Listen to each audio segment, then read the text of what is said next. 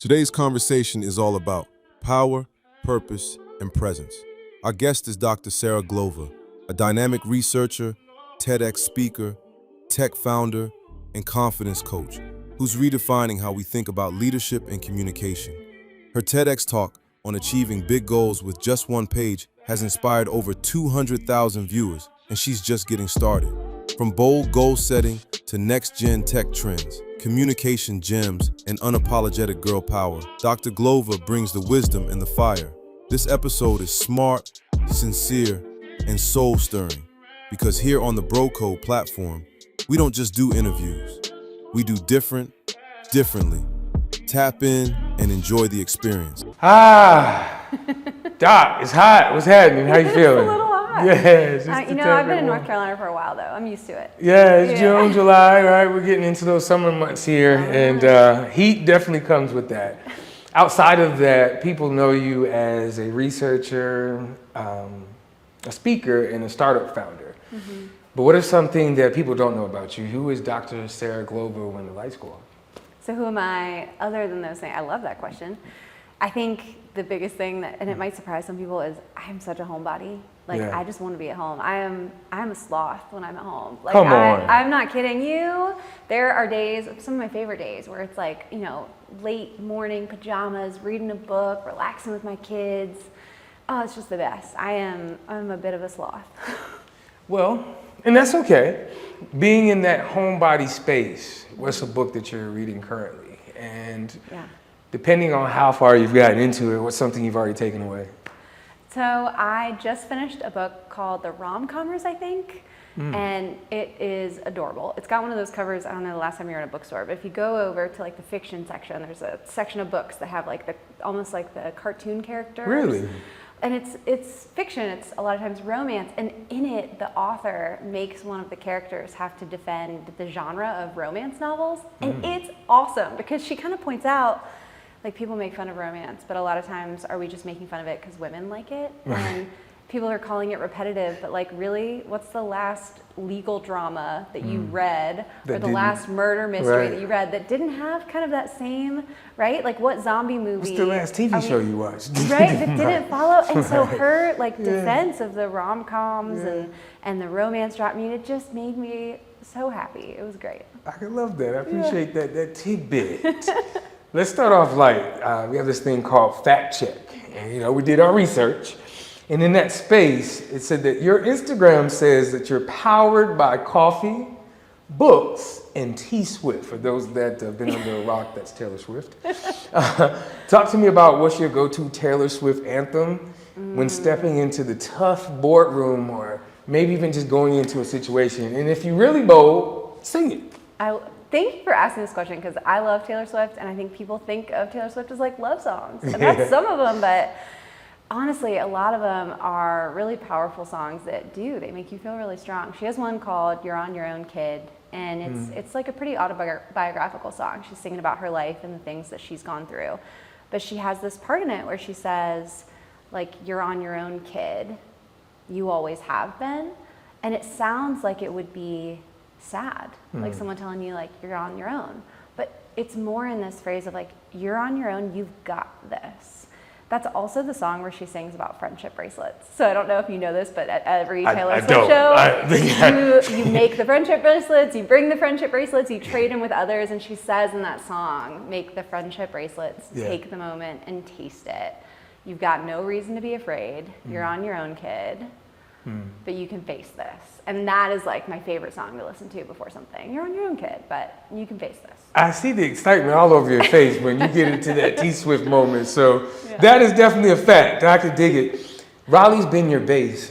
What has been one of the greatest moments? What is that? What is it about Raleigh, when it comes to growing up here? I moved here in high school. I've lived a lot of places. My dad was in the Army. My family moved around a ton. And we moved here in high school. And I was like, this is it. I want to be here always. And for me, it's because it felt like a small town, but it had all the things that you want in a bigger city without kind of the attitude of a bigger city. And I don't mean attitude Boston attitude or New York. I don't mean like that. I mean more like a city doesn't care if you're there or not, right? Like when you leave New York City isn't sad, right? I feel like Raleigh is a place that even though it's a city, you can make an impression, you can get involved, you can make an impact, and it doesn't matter if you just got here. If you get off the plane at RDU and you come to Raleigh and you tell some people that you want to get involved, that you want to make an impact, they're going to help you do that. They're going to welcome you with open arms. They're going to be excited that you're excited. And I think we forget sometimes how rare that is, that we don't have that attitude of like, well, wait, you're not from here. You don't know. How can you make an impact?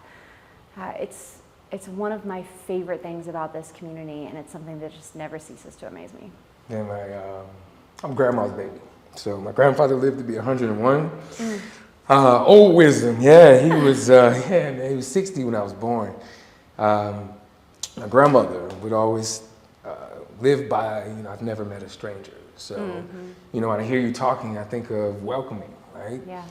Being able to say, okay, it's not where you're from, it's where you're at. And right now you're wanting to do something greater, and we embrace that. Yeah. And I think that's really dope.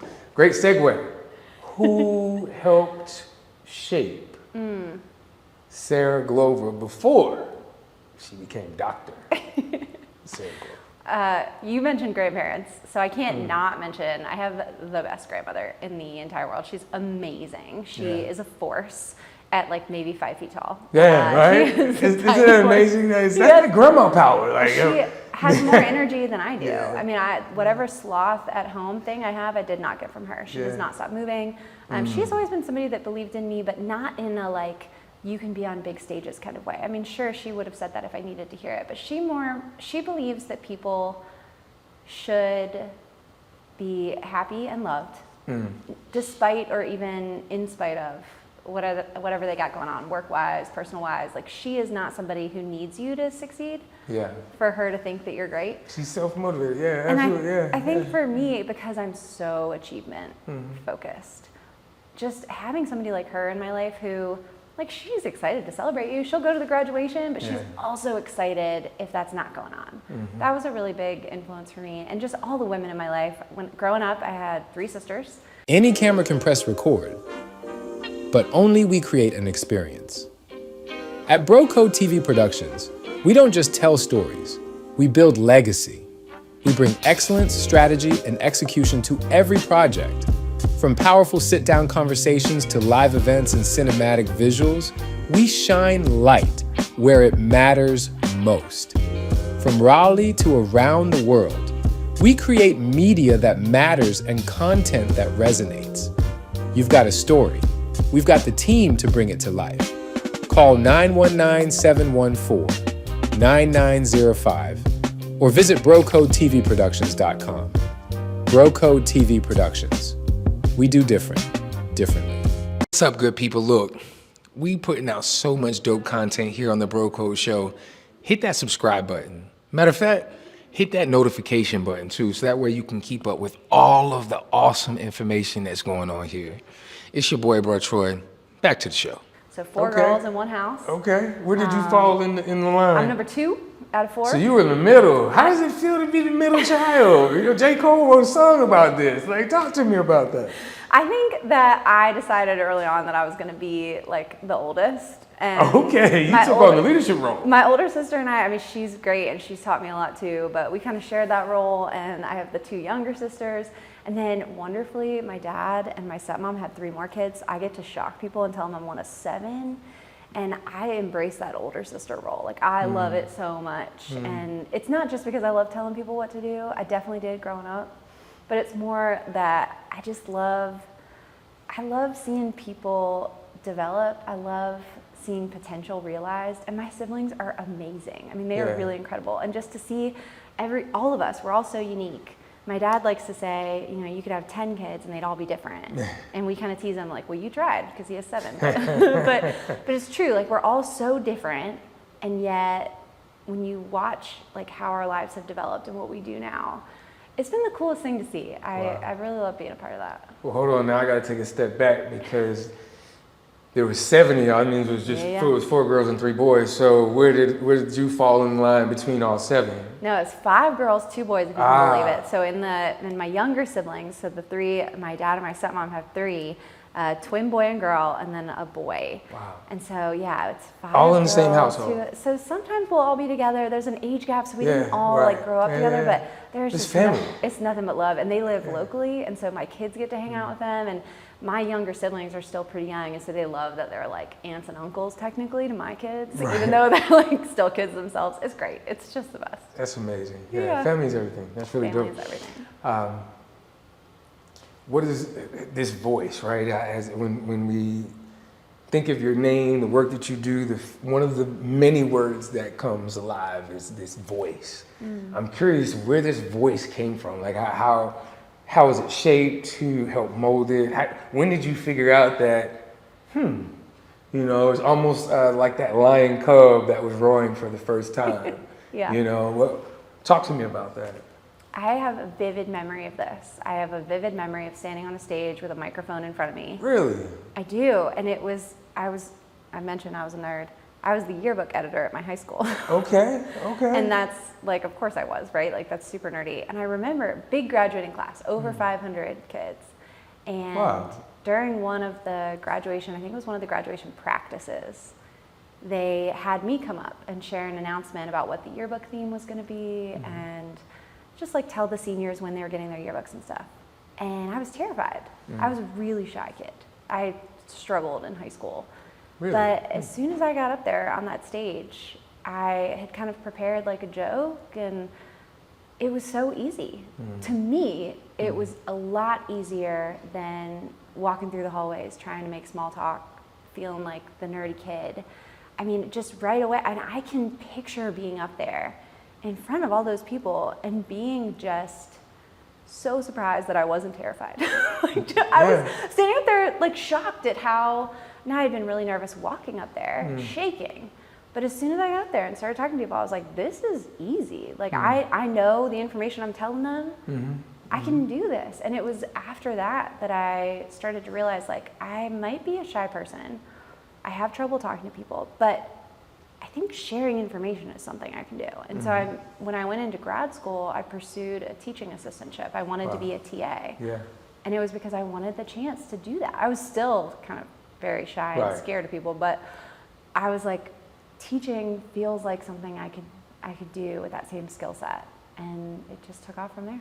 Wow, being able to share your gift with others, the power of the microphone, right? And Microphone. now here you are rocking microphones all over the world, you know, teaching people and encouraging people. Great shift into the conversation of positive self-talk. You know, oftentimes we talk ourselves out of the things that we want to do, right? I call it mental gymnastics. You know, you're doing double dutch, you know, from the neck up. Yeah. You help individuals with that. You help women with that. What does that look like for you personally? And then how does that reflect in the work that you do? I think one of the reasons that I love doing it so much is because I needed it so badly. I think sometimes we assume that the people who talk about how to be a professional, how to grow with confidence, that it must be easy for those people and that's how they teach us. And I think it's more the opposite. It's those of us who really, really struggled with it, and we don't want you to struggle with it. And so for me, the negative self-talk was so real, and I learned that if I started to say those things out loud, they were so terrible. I mean, the things in my head were so terrible. And I was a perfectionist. That's how I dealt with it. Oh, you're going to tell me I'm not going to do well? Well, I will just simply plan for every possible scenario, over-prepare to the point of like there being no choice of failure, and then it'll go perfectly. So that was my solution. And of course, then the work got to where I couldn't keep doing that. I had kids. I couldn't over-prepare for every single thing and then still be effective. And so I had to learn to let some of that go. And it was when I started to let some of that go that I realized what real confidence is. Because I thought that being confident was going in like, I'm gonna be great at this. But real confidence is, I'm not sure how this is gonna go, but I'm gonna be fine either way. No matter what happens, this event that I'm excited about, nervous about it, however it goes, I'm gonna do my best. And if it doesn't go well, I'll be okay. And that was the confidence that I needed. And so now, when I work with others, I try to really educate about that confidence. I talk a lot about the practice mindset, like treating our work as a practice. It's not something that we're gonna like get to this perfect level and then be confident at this and perfect at this forever. It's more practice, like a yoga practice or a law practice. There's always gonna be new information, new things thrown in there. And so if we can have that mindset, it makes space for some of those mistakes that we then learn from, recover from. That's all data. Yeah. That's a good thing, right? And so if we can get to that place where we see it that way, that was really hard for me. Yeah. But learning that and helping others learn that has been just the joy of my life, genuinely. At BroCode TV Productions, we specialize in storytelling with purpose, capturing your vision and bringing it to life through high-quality media production. Our services include professional videography, photography, drone cinematography, short-form content creation, live event coverage, and strategic brand storytelling. Whether you're an entrepreneur, nonprofit, small business, or large organization, we partner with you to develop creative strategies, produce visual content that resonates with any audience, and deliver excellence from concept to final cut. We don't just show up with a camera. We show up with intention, passion, and precision. Need content that stands out? Need a team that can storyboard, film, edit, and execute your next big idea? Let's work. Call us today at 919-714-9905. Visit BroCodeTVProductions.com. BroCode TV Productions. We do differently.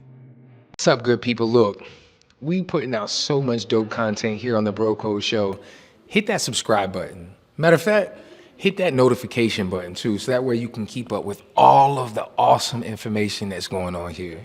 It's your boy, Bro Troy. Back to the show. It's amazing. Learning to let go and leaving space to be an explorer. Yeah. Right? I was telling one of the young people in our faith community the other day when we were talking about leaving space for creativity, because that's the space where possibilities are endless. Yeah. And it allows you to open up yourself and you can get lost in it, right? And oftentimes there's a space of service in that, meaning that you spoke of earlier, that it rubbed me wrong enough where not only did I want to help myself, but it became a service towards others. Yeah. And now here you are helping these same individuals with something that used to be a challenge for you. Yeah, right? and to be really honest, it still is a challenge for me. Yeah. I mean, I have Yeah. events all the time that I say yes to, even though I'm not ready. People who approach me and say, you know, this is a topic we're looking for. Is this something you can help with? And it's not something that I feel 100% confident in that moment, but I say yes, and then you figure it out. And you circle back to, you know what? Yeah, I did talk about that. I think I can do that. And you know, for me, it's like the understanding that I don't have to have the perfect answer in order to raise my hand. I don't. Part of it can be like, yeah, let's try this. Let's try to figure this out. Yeah. I get potential speakers who approach me all the time, but I think this applies for anyone, entrepreneurs, even leaders. They approach me and they're like, how did you find the thing? How did you find your signature keynote? I've been doing this workbook, or I've been working with this coach, and I can't find my thing that I'm known for. It's like, that is not something that I was able to find sitting at my desk alone. Right. I had to start posting about content, start talking about what I was interested in. Sometimes those things got responded to. Sometimes, you know, nobody liked that post but my mom. And that was like, okay, I'm learning. Right. And so I had to keep doing that. And so I think the mistake we make a lot of times is we think the right workbook, you know, I love coaches, but the right coach, that alone is not going to give us that answer of what is our secret sauce, what should we be known for. A lot of it's going to be being out there and talking about things and seeing what people respond to. And we can't wait until we have that answer. That's what a lot of people want to do. They want to wait until they have that perfect thread before they go out. And it's like, no, going out and talking to people and learning that is part of the process of finding Part it. of the process. Yeah. That's absolutely right. People get scared of the process or the challenges that come with the process, right? But that's the curation. That's what molds you. I love it. I think that's a great segue too, because you help individuals with big goals, audacious goals, right? What does that look like? How do you filter, achieve, impact, and really talk people through some of that, what I like to call audaciousness? Yeah. I wanted to do a TED Talk. I told a coach, speaking of coaches, I've used coaches in the past. I told a coach, Brian Alvo of the Next Gen Leadership Center, I was like, I want to do a TED Talk. And I said it in like a whisper kind of way. Like I was really scared of this goal. So I was like, I think I want to do a TED Talk. You know, like I wouldn't even speak it into the universe. And he was somebody who really encouraged me. But the topic that I wanted to talk about was goals. And of course, I mean, that's something that a lot of people talk about. And so I didn't get a great response when I initially said that that's what I wanted to do. But what I figured out, what I decided needed to be in the space where TEDx's are released, this idea we're spreading, is not another binder about like, here are the 50,000 things you need to do and plan for if you want to achieve something really big. I had to flip that. And so I came out with a really bold statement that was how to achieve your goals with a single page. And it's what we're talking about here of it's part of the process. I wanted people to stop trying to plan their way to the top of the mountain. At some point, you got to start walking, right? You can have your map and you can have your compass and you can have your supplies, but at some point you got to start walking. And so if I could help people get a plan that felt solid enough on just a single page, then maybe they would start faster. And that would be a win, because then more goals are actually going to get accomplished rather than just staying dreams. So that was kind of the ethos that I had for that. And that has been out for over a year, and it's been life-changing. It's had a really big impact. One page at a time. One page at a time. That's it. I get selfies from people literally all over the world. Yeah. And they come in my LinkedIn inbox, or they come on the little form on my website, and it's people holding up a page and like their scratches. It is my favorite thing. One page I mean, at a time. Yeah. one page at a time. That's it. That's the next book. Yeah, one page at a time. One page at a time, right? And it talks about some of those things you talk about, what people have gotten from that. 'Cause I'm quite sure their stories are similar to other people's stories. And that's how that ripple effect continues. I think that's really amazing. I admire that, I really do. Fact check. So this is the Tech Leader Confessional. Your website calls you a market leader in tech trends and innovation. What's one thing in AI or smart cities right now that you think everyone should start paying attention to? Oh, I love this question. I think we've been hearing for a long time that data is the new oil. That was a phrase for a long time, right? Data is the new oil. But I think what I'm excited to see is that AI is unlocking our potential to process that information. We have more information than we've ever had, but for a long time, our ability to process a lot of that information quickly and draw insights from it, that was holding us up. That was like, you can picture almost like a pipe that's not big enough. There's all this data, but our ability to process it was slowing everything down. Well, now with AI behind us, we can draw insights from that data so much faster. And here's why I think that's important for the smart city space. We are seeing catastrophes that are supposed to be once in a lifetime catastrophes, like on the regular. I mean, right? As an elder millennial, how many of like once in a lifetime events have I lived through? Stuff you see in movies. It's like, yes, it's like happening. And so a lot of the ways that we predict what's going to be happening, we look at models that have a lot of historical data. We look to see like, what are the trends, you know, what has happened in storms and hurricanes and tornadoes and in weather in the last 100 years. But it's a different world right now. And so we're not going to be able to rely on that historical data as much. We're going to have to shift to where we're looking at data points around us to understand what could happen. And the AI's ability to help us draw insights from real-time data is going to be able to unlock a lot of that. I think it can make our spaces a lot safer. I think we can draw insights that are going to help us build more equitable spaces, because instead of, again, looking at historical data, we can say, well, what's going on right now?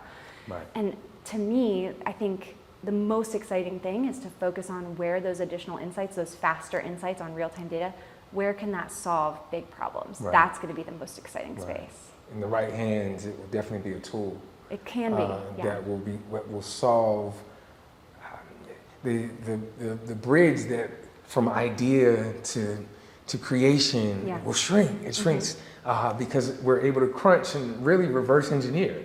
Start from the end and work backwards.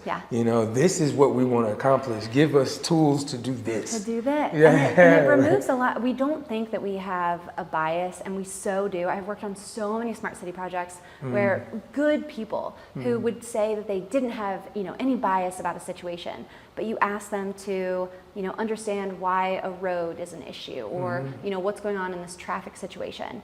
They draw insights based on their own experiences. And if we're pulling from our own experiences, we're going to have a bias. Absolutely. And if we ask AI to help us draw insights instead, we're going to see things that didn't occur to us. And so then we're like, oh, wait, we were going to change this road and move this and do this, but gosh, it turns out that's not the bottleneck. The issue is actually over here. And if we fix this, and so with AI helping us, it's going to help to reduce that human blind spot in a lot of ways, and kind of help to remove that bias. There's a lot of possibility. I'm talking a little bit Pollyanna. I have a friend, Jen McFarland, who is an Okay. AI expert, and I can kind of hear her in my head a little bit.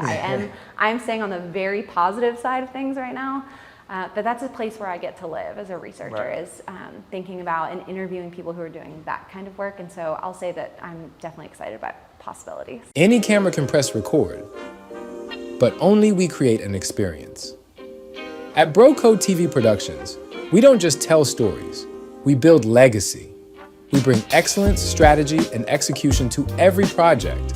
From powerful sit-down conversations to live events and cinematic visuals, we shine light where it matters most. From Raleigh to around the world, we create media that matters and content that resonates. You've got a story. We've got the team to bring it to life. Call 919-714-9905 or visit BroCodeTVProductions.com. BroCode TV Productions.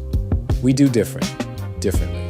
What's up, good people? Look, we putting out so much dope content here on the Bro Code Show. Hit that subscribe button. Matter of fact, hit that notification button too, so that way you can keep up with all of the awesome information that's going on here. It's your boy, Bro Troy. Back to the show. Yeah, possibilities. I live in that world, right? Yeah. All things are possible. Another fact check. Now, this is TEDx related. Everyone goes through challenges. Earlier in this conversation, you were talking about being nervous until you got up on that stage, right? And I heard that you've applied for dozens of TEDx talks. I did. Right? Literally, I have applied for dozens. I have dozens of failed TEDx applications, yeah. That's what it says too. It says before you landed one, you said after getting the invite, you felt like a puppy that finally caught a car. What was running through your mind in that moment before stepping on stage for that first one, after getting rejected, basically? Again and again, yeah. It was such a big moment. And, you know, you can kind of think, you know, that Eminem song, Lose Yourself. Yes, you know, I do. It's my gym song, absolutely. Spaghetti, Yeah, indeed. Yeah. I mean, my husband drove me to the venue, even though it was just a few miles from our house. It was at Shaw University. It's a beautiful SD Hall, very historic building.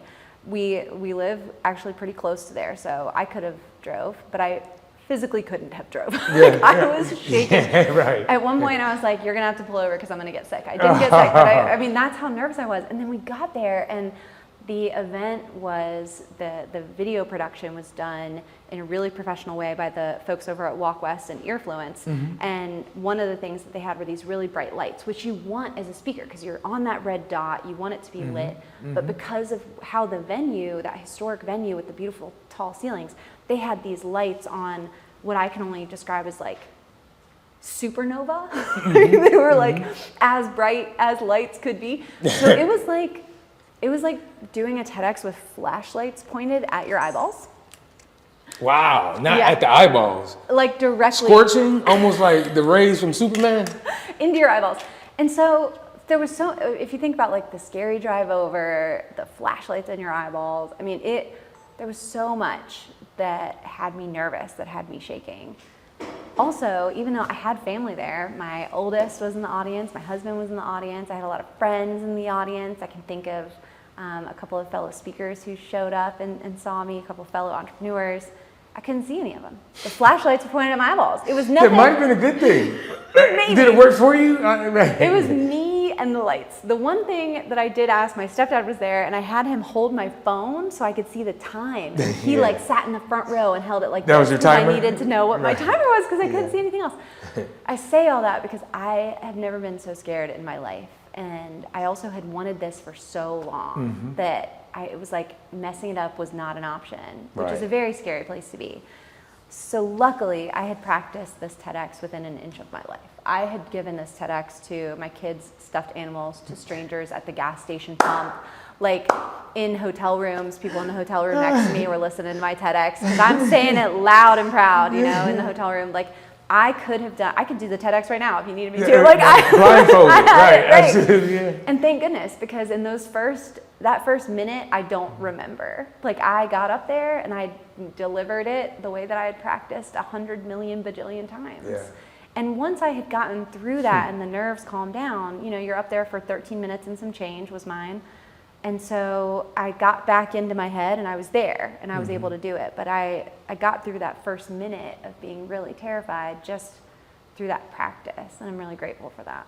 Yeah, consistency is key, right? You were yeah. over prepared, right? Yeah, I love it, and I think that speaks to life, period, and how success can come from that, right? Success leaves breadcrumbs.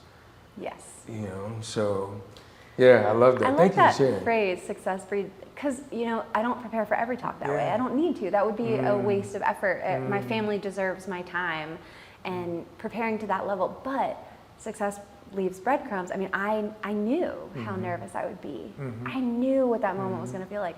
So I knew that I needed to have the beginning of this talk down. And you were willing to put in the effort to do that. I was. Right. So your over preparedness gave you the armor for the lights, because you didn't there was no way you could prepare for that, because you didn't know what that would look like. That was the unknown. That was unknown. Right, but your over preparedness had you ready for that, and then you had support with that clock. Yes, right? I knew I need, and so that's to your point. Like when I got up there and I experienced the lights, I was like, I'm gonna need a clock. Oh yes. So it's like, right, I got this down pat. Yes, but I see what I need. I can't feel my face right now, but I got this down pat. But what do you read a book about how to do a TEDx, and it's like, make sure your stepdad's there to hold your phone? Like, there's not. That's but you just were able experience. to think because you were over prepared. Yeah. Right. But it's like a tool. A lot of people like to say that they're recovering perfectionists, and I, whenever people find labels that are helpful to them, I cheer for them. But I know for me, I like to embrace that I am a perfectionist. I am. Yeah. But what I've had to learn is that as a tool like anything else, and I can't apply it to everything. I mean, picture like an Olympic runner, right? Like if that Olympic runner is running everywhere, through the grocery store at top speed, like just Usain Bolt through aisle 9, right? Like that's a problem. My Olympic superhero power, besides reading books, is I'm a perfectionist. I can over prepare. So I just have to learn what is the Olympics and what isn't. And for me, that was an Olympic moment. Not every moment is, and I have to be really careful that I understand that, so that other parts of my life don't get pushed aside because I'm treating everything as if it's exactly. Yeah, I love that balance. Balance. Harmony, however you choose to feng shui, however you choose to reference that. That's dope. As a follow-up, so we have the stage present. So now you have over-prepared for the delivery. Yeah. Is there an aha moment in that, or is it, I guess a better question would be, what's the better feeling, the delivery or the response? Meaning that after you have went in there and you roared that thing out, the people now consume it and they digest it, and then you get a chance to hear potentially their feedback. Yeah. What's the greater gift to you? I mean, I don't know a speaker who wouldn't say that the greatest gift you can get is somebody coming up to you and telling you that something that you shared helped them. That is why we do what we do, I think. And certainly that is the most important thing to me. I mean, I want what I share to be incredibly, almost obnoxiously useful. Like, I want you to be able to walk out from something that you've heard me say, and it's like I'm in your head and reminding you of that thing. Yeah. Eli, watch your foot. All right. Hey, Eli. Yeah, oh, we're live here, baby. I know. We'll edit this part out. We'll edit this. Eli, hey, baby. Yeah. Stop kicking that, please. What? Can you stop kicking that? It's making a noise. Okay. Appreciate it, buddy. You're awesome. Okay, so the thread of we were talking about. Yeah, how does it feel? That feeling I got it. Man, someone has walked up to you and said, look, you said this, and then now you got to take it in. Like, I did say that. Yeah. Like, wow, like, wow. At Broco TV Productions, we specialize in storytelling with purpose, capturing your vision and bringing it to life through high-quality media production. Our services include professional videography, photography, drone cinematography, short-form content creation, live event coverage, and strategic brand storytelling.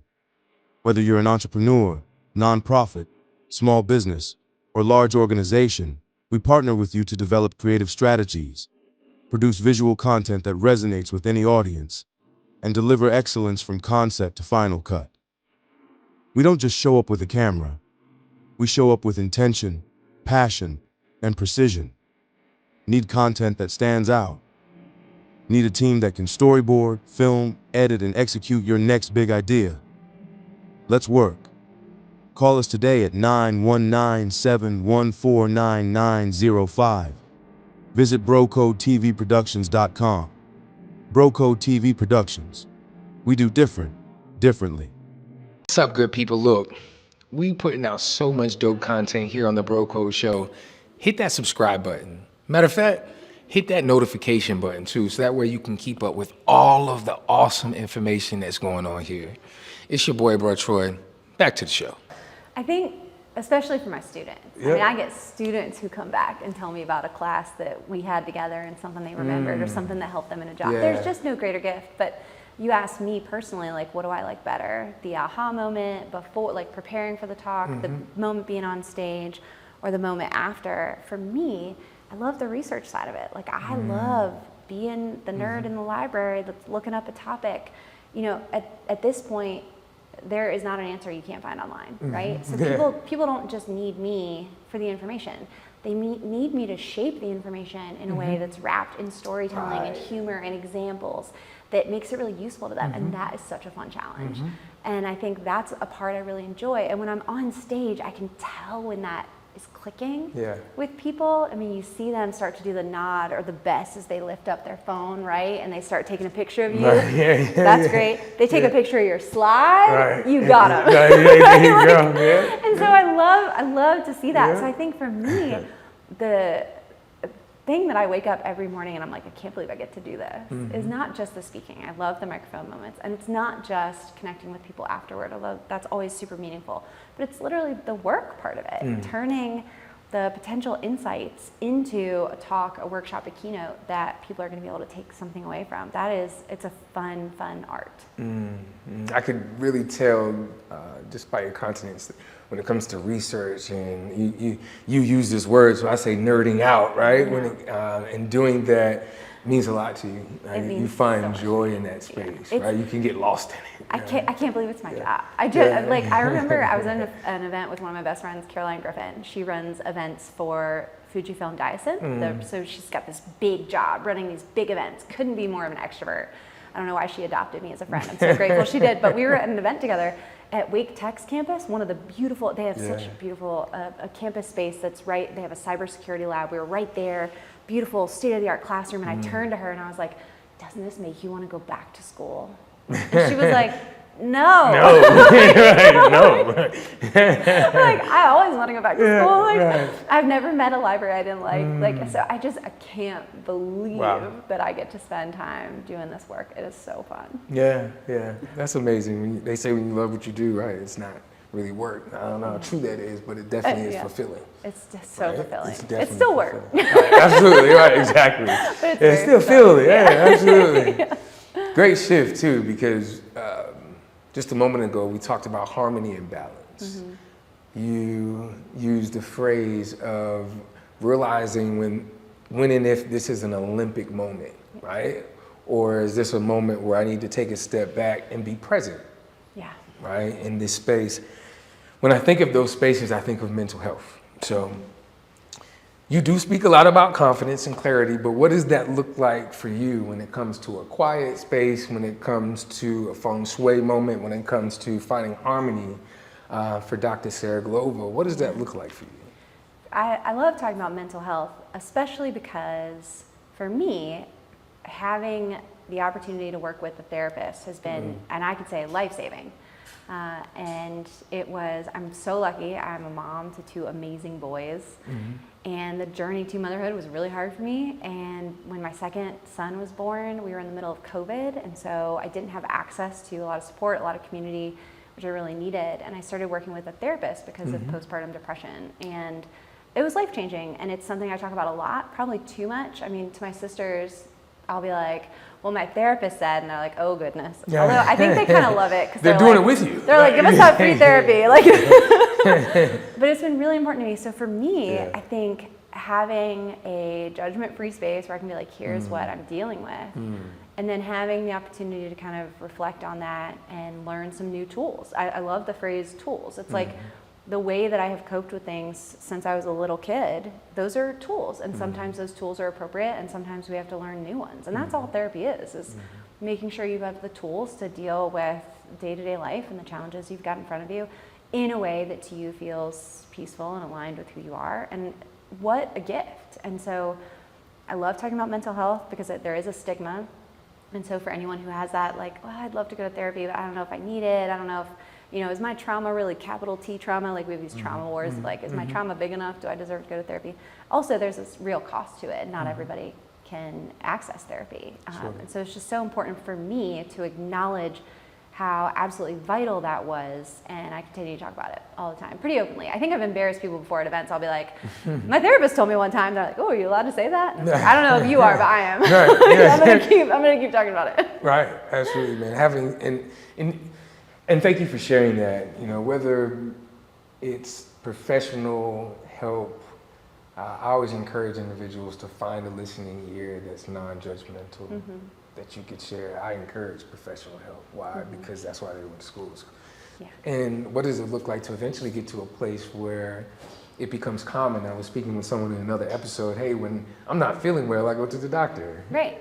In most cases, they prescribe something and, I may not want to take it, but I know, hey, I want my body to feel better. Yes, yeah. What does it look like to have that same energy and behavior when it comes to your mental health? Yes. Because mental health is health.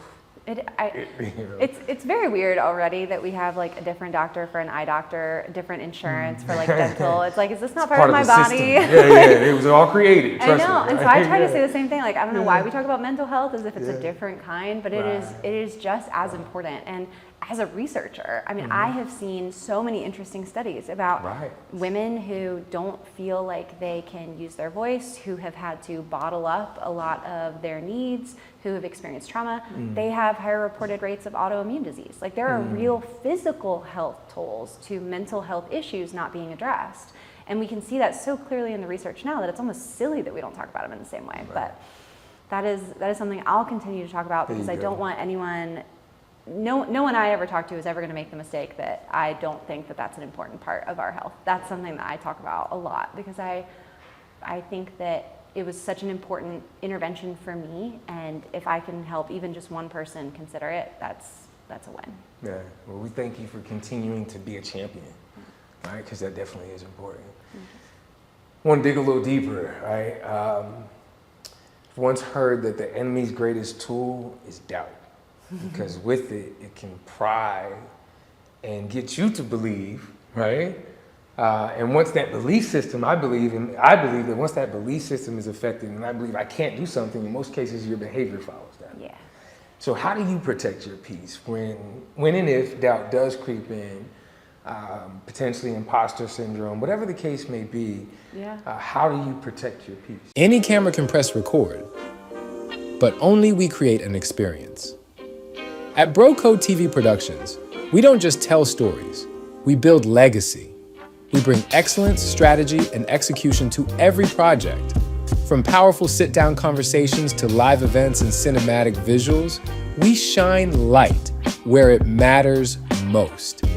From Raleigh to around the world, we create media that matters and content that resonates.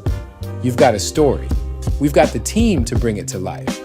Call 919-714-9905 or visit BroCodeTVProductions.com.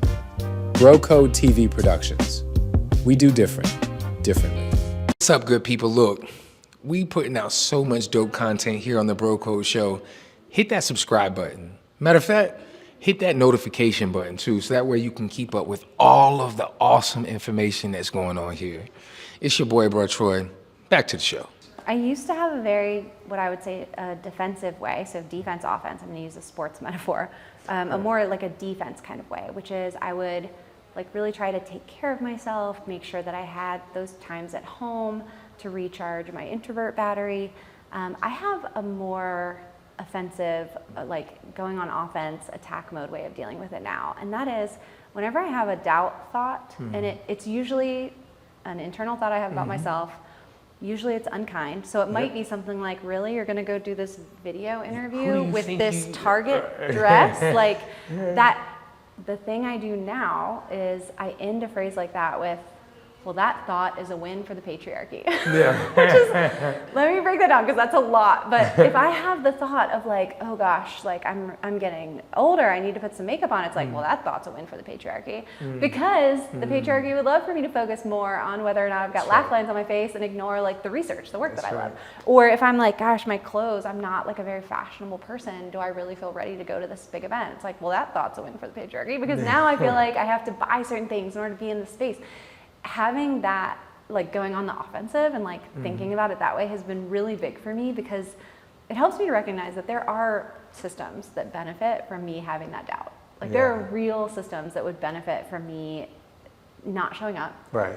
saying no to things I don't feel ready for, Right. Absolutely. speaking quieter, not speaking up, not saying something when something makes me uncomfortable. And again, like I used to try and protect my headspace and make sure I had enough energy to kind of deal with all that. But now it doesn't matter how much energy I have. I can still hold these boundaries because absolutely right. I mean, I'm just to the point where I feel like I'm going to be all right if you don't like me. Not you specifically. I want you to like me very much. And that's okay. But like, I get it. people in the world, like I'm going to be all right. I've got family that loves me.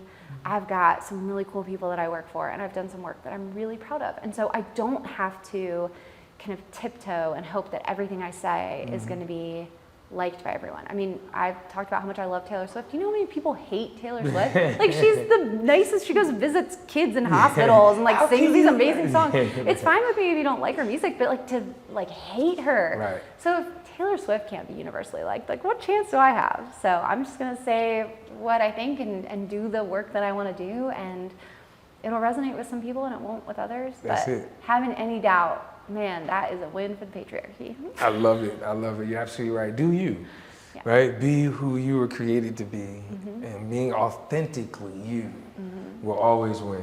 Yeah, I totally agree. It really will. Totally agree. Yeah, I'm glad it's important for folks to hear all kinds of people saying it, and I think somebody who's building a media brand, I mean, that has so much involved to it about presenting in a certain light, finding those good clips. But I think when experts like you help to say like Appreciate that. authenticity is king, like that is what we need over like the perfectly polished delivery. Like that's what's resonating with people. I think it's important for people to hear that message from you Can't too. nobody beat me at being me. Like, look, Nobody beat me at there's nothing on aisle 10 that can get with this right here. So Can I tell you? right. I have people who, so I have this tool on my website. It's called a presentation menu because I research a lot of topics. So there's a whole menu of things that if you wanted to work with me, you can look at this presentation menu.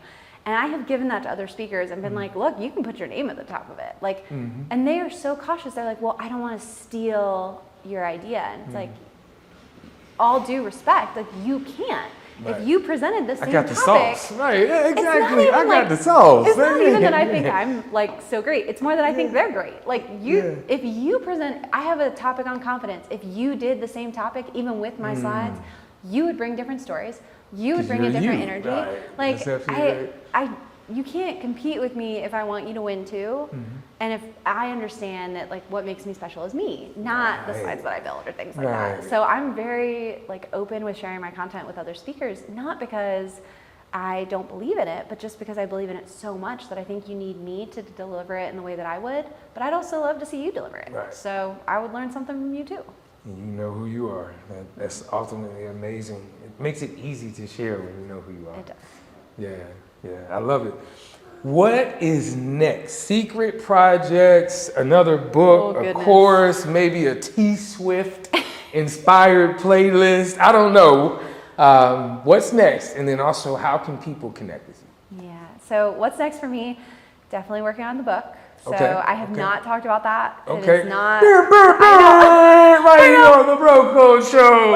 I mean, to the point where I have turned down engagements because I've got these hungry editors, and so I hope to be able to Okay. say more. But yeah, working on the book is a really big thing. The other thing that I'm working on right now is I'm president of the NSA Carolinas. Oh yeah, chapter. we got to talk about that. We just wrapped up. Yes, let's go ahead. Go ahead. What The you got? National Speakers Association, so NSA, National Speakers Association, we have a chapter here in the Carolinas. It's been around 4 decades, literally. Yeah.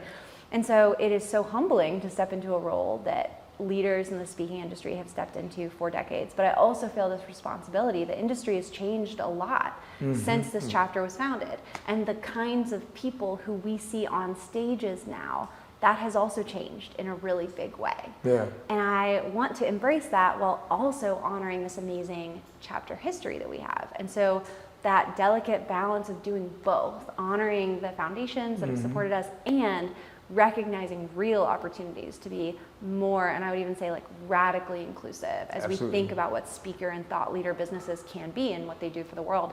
What a cool challenge. I am following in the footsteps of Larry Long Jr., who was the last. You can't even say footsteps. It's like this, I'm like putting on skis and trying to follow his path. But what's so wonderful is I don't have to be Larry. And Larry doesn't have to be me. I mean, I am so excited because he has done so much to build an incredible community, but there's no requirement that I do things like Larry. And that's what's so great about being around people like Larry and the other leaders in that chapter. It's not about learning to speak like one person or to lead like one person, but using their work to inspire you to think about what your strengths are and how you're going to apply those to the leadership role. That's something he's given me a lot of space for, and I'm just really thankful to him and the other leaders in that chapter, and I'm excited to see what we can do this year. Indeed. Look, shout out to Larry Long Jr., Mr. Big Smile, 3 mics, 4 mics. Like, this guy's got... I brought something. What you got? That's right, because he gave me... He gave me this when I became president. It says Taylor's version on the clipboard. He gave me a Taylor Swift clipboard. And now you carry that around with you, right? I use it all the time. Him and his daughter crafted this for me. I mean, there are a few things, like this is something I would grab in my house in a fire. Like, just love it so much. And it just speaks to the kind of person he is. It does, right. Very kind, very personal touch as well. For those that have been under a rock, talk to me about, talk to me about what NSA is, who they serve, and who it's for. At Broco TV Productions, we specialize in storytelling with purpose, capturing your vision and bringing it to life through high-quality media production. Our services include professional videography, photography, drone cinematography, short-form content creation, live event coverage, and strategic brand storytelling. Whether you're an entrepreneur, nonprofit, small business, or large organization, we partner with you to develop creative strategies, produce visual content that resonates with any audience, and deliver excellence from concept to final cut. We don't just show up with a camera. We show up with intention, passion, and precision. Need content that stands out?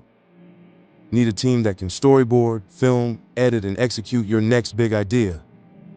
Let's work. Call us today at 919-714-9905. Visit BrocoTVProductions.com. Broco TV Productions. We do differently. What's up, good people? Look, we putting out so much dope content here on the Broco Show. Hit that subscribe button. Matter of fact, hit that notification button too, so that way you can keep up with all of the awesome information that's going on here. It's your boy, Bro Troy. Back to the show. So the National Speakers Association started as a professional organization for speakers, and they needed receipts. Like, if you wanted to join the National Speakers Association, you had to show them that you were speaking. You had to show them that you had done paid engagements. And you had to join at the national level in order to be involved at the chapter level. So they had a level of exclusivity that I think at that time was important to them as they grew the speaker business identity. But that was a long time ago. And now we're to the point where that's not the case. You can join the National Speakers Association if you're interested in having a speaker business, but you don't yet. You can even join if you're more interested in like the podcasting part of it, or writing books. You want a thought leader business and you want to be around other people who have a thought leader business. That's the National Speakers Association. And our Carolinas chapter covers North and South Carolina. We're so good that we actually have members all over, but that's where we're based. And because we have such a big territory, we do a lot of virtual events. And so it's really affordable and easy for people to join and then get involved by attending the virtual events. Once you're more in the community, you might want to come to one of our retreats. We do these 2-day retreats in person at different locations around the Carolinas, just focused on building a speaking business. There's a great organization called Toastmasters that a lot of people know. Toastmasters would help you with the eloquent side, like how to speak, how to give a speech.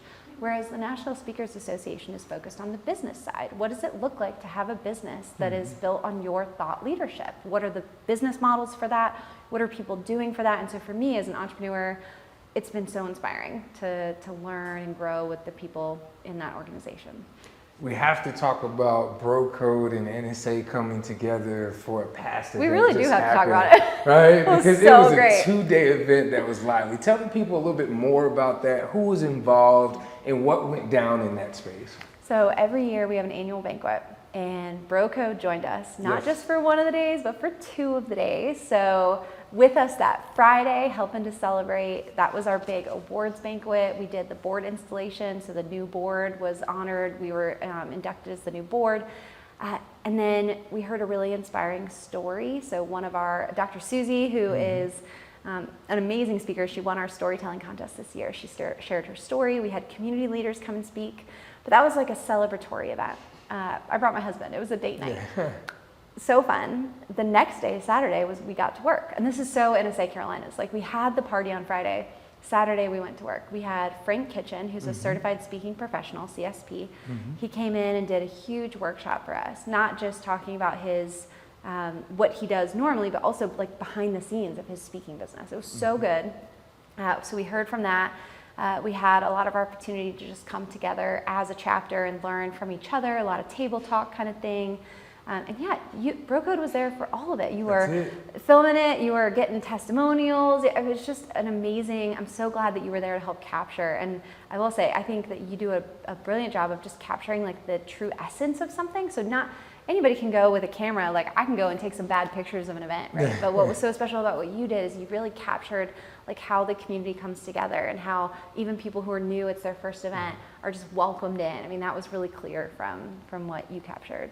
That's it. Expert visual storytelling right here at Bro Code TV Productions, where we bring your imagination to life. Love it. I love it. So good. I love it. Great segue. You know, it is called the Bro Code as far as the platform. And oftentimes when you hear that, you think of a set of rules or standards, a law that we live by. But I'm curious if I could turn that on your life.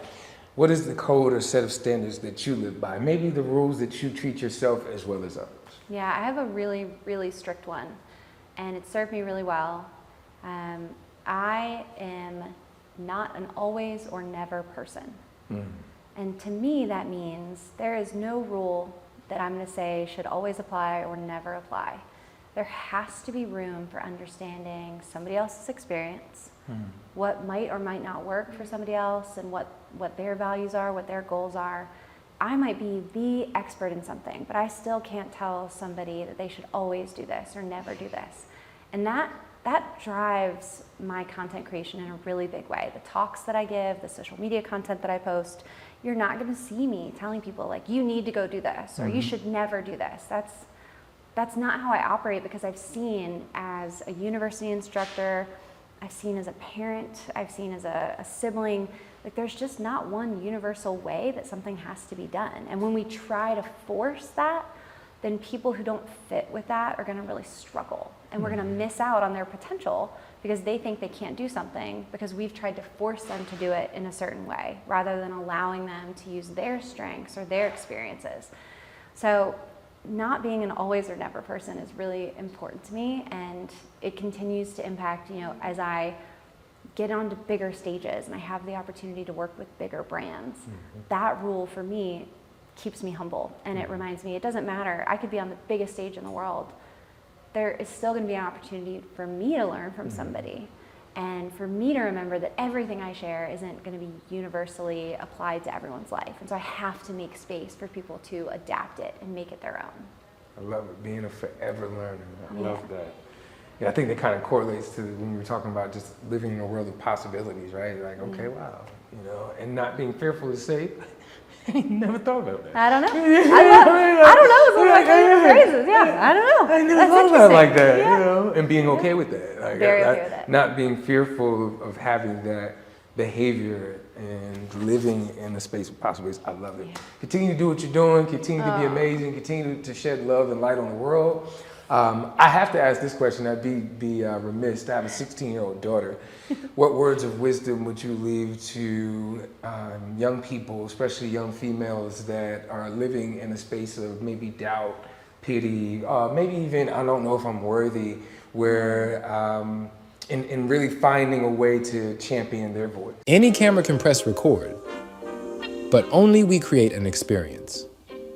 At Broco TV Productions, we don't just tell stories, we build legacy. We bring excellence, strategy, and execution to every project. From powerful sit-down conversations to live events and cinematic visuals, we shine light where it matters most. From Raleigh to around the world, we create media that matters and content that resonates. You've got a story. We've got the team to bring it to life. Call 919-714-9905 or visit brocodetvproductions.com. Broco TV Productions. We do differently. What's up, good people? Look, we putting out so much dope content here on the Bro Code Show. Hit that subscribe button. Matter of fact, hit that notification button too, so that way you can keep up with all of the awesome information that's going on here. It's your boy, Bro Troy. Back to the show.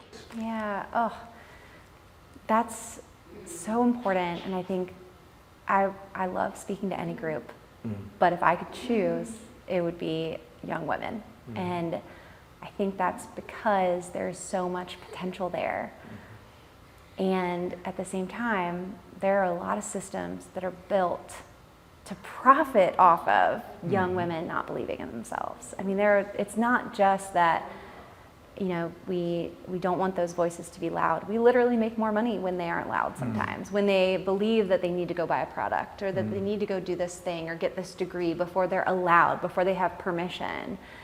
And so I think the thing that I would share is be careful whenever you notice yourself looking for that permission and ask yourself, what would that permission get? Now, I'm a nerd. I've gotten every degree you can get. And so it might sound hypocritical for me to say, like, do you need that degree? But genuinely, friend, like, do you? Do you need that job? Do you need that certification? Do you need that person to believe in you in order for you to do the thing? Because a lot of times the answer is you don't. You can just get started. You can just try. And the naysayers, the doubt is going to tell you that first mistake you made, oh, here's proof. You should have gotten that degree. You should have done this thing. You should have waited. And that's when most people turn around. But as long as you look at that point as like data, like, oh, good, I've learned this lesson. It's going to keep getting better. Surround yourself with people who are championing you in that way. Believe in your ability to not need the permission slip and that it's okay to turn this into a practice. And there's just nothing you can stop that can stop you, because you're going to be willing to continue on, putting one foot in front of the other, learning, and you're going to get so far that way. I love it. I love it. I may have asked, but I want to make sure we get it on here. How can people connect with you? I am too online at this point. I mean, you can find me on Instagram at Dr. Sarah Glova. I'm on TikTok as well, but the big space is LinkedIn. And if you ever need somebody to support, to cheerlead, just tag me in the comments on one of your posts. I will be there with emojis. I love it. And then the TEDx is how to achieve your goals with a single page. I love it. You heard it right here. A single page. Dr. Sarah Glova, I appreciate you. Thank you for coming to bless the Bro Code couch of courageous conversation. Thank you for me and my things. clipboard, and also my kids have been hanging out in the background. They're pretty good. We You may have heard them. I don't know. We in here. We're live. We are a family show right here. Till the next time. At Broco TV Productions, we specialize in storytelling with purpose, capturing your vision and bringing it to life through high-quality media production. Our services include professional videography, photography, drone cinematography, short-form content creation, live event coverage, and strategic brand storytelling. Whether you're an entrepreneur, nonprofit, small business, or large organization, we partner with you to develop creative strategies, produce visual content that resonates with any audience, and deliver excellence from concept to final cut. We don't just show up with a camera. We show up with intention, passion, and precision. Need content that stands out? Need a team that can storyboard, film, edit, and execute your next big idea? Let's work. Call us today at 919-714-9905. Visit brocodetvproductions.com. Broco TV Productions. We do differently. What's up, good people? Look, we putting out so much dope content here on the Bro Code Show. Hit that subscribe button. Matter of fact, hit that notification button too, so that way you can keep up with all of the awesome information that's going on here. It's your boy, Bro Troy. Back to the show. Dr. Sarah, we have talked about a whole lot, but I always believe that words matter. Before the show, I asked you, I said, what's one word that you would use to describe yourself? And you told me trying, T-R-Y-I-N-G, trying. I always heard that nothing beats a failure, but a try. Mm-hmm. I'm curious, why did you choose that word and what does it mean to you? Yeah, I think because I struggled with perfectionism for so long and I sought that level of accomplishment that would mean like bam, stamp, permission slip signed, parking validated, like Sarah is supposed to be here. And then you learn like that doesn't exist. And so there is no stamp or validation that's important to me at this point. What's important to me is that I try, and I'm trying. I make mistakes, but I am trying. I am not the perfect mom, but God, I'm trying. I am trying. I'm not the perfect sibling. I'm not always the perfect speaker, but I am gonna try. I'm gonna give it my absolute best. And that's the thing I can control. I can't control the outcome, but I can control whether or not I try. And so you might not like my content, you might not think that I'm doing a great job all the time, but you can't deny that I'm not trying. Yeah, controlling the controllables. I love that. So here on the Bro Code Show, we believe in leaving a token. My grandmother, we talked about that earlier in the show, she used to give me funny pieces of money. And I remember the Susan B. Anthony had for dollars, quarter dollars, things of that nature. But one of the things that I always remember is the $2 bill. It is our goal, and I'll continue to speak it, to give away 1 million of these, to be able to impact individuals' lives. And what we've done is we've taken your word, trying, and we've put it on a $2 bill for you, right? Whoa. So this is the $2 bill, similar to what we were talking about with my grandma. Yeah. So we got the word trying. On the other side, I've signed it, and then we always have our phrase, you matter. We use this as a token. So you would remember the experience of coming on the Bro Code Show. Thank And that's you real so money too, just so much. you know that. Just so y'all know out here. That's how we do on the Bro Code Show. Yeah, indeed. I So love it. when it comes to those moments, whether it's empowering or breaking out of a funk, remember that that'll give you remembrance that you're trying. It will. Yeah, I'm going to keep it with you. indeed. Thank you so much. Indeed, more than welcome, more than welcome. What a conversation. Power, purpose, and presence. All in one episode. Dr. Sarah Glova didn't just show up. She poured out wisdom, truth, and tangible tools. From her one-page goal-setting blueprint to bold thoughts on tech, leadership, communication, and girl power, this episode was a masterclass in confidence and clarity. Because here on the Bro Code platform, we don't just do interviews, we do differently. Thanks for watching. Until next time, protect your peace, walk in your power, and remember, you matter. Dr. Sarah, what's happening? How you feeling? Feeling great. I Good. have loved being here. Oh my goodness, we just got finished doing the Bro Code experience. We Tell sure the people, tell the people about your experience. You know, what's so cool is the chance to share your story, but I get to speak on quite a few stages. I've been on quite a few podcasts, so this isn't the first time that I've shared my story. What I will say is this is one of the only times that I've been able to share my story in a way that felt incredibly complete. I think what's really unique about Bro Code is there's this desire to get to the essence. It's not just, hey, can Dr. Sarah come in and share like a clip that's going to be, you know, a good extract. No, it's like, let's make sure we capture what's going on here. So this wasn't just me saying a couple hot points about my work. This was, you know, what drives me? Who raised me? What's something I believe in? Like this was a snapshot, not just of my work, but of who I am as a person. And we did it all within an hour. And a part of that is because everything was set up beautifully and there's a beautiful studio here. So part of that is like in their expertise. But I think part of that also is just the Bro Code ethos of really trying to get to the heart of that. And so for me, it's like when somebody asks, do you know somebody who could really help us capture an event or somebody who could really help me tell this story? Bro Code comes to mind.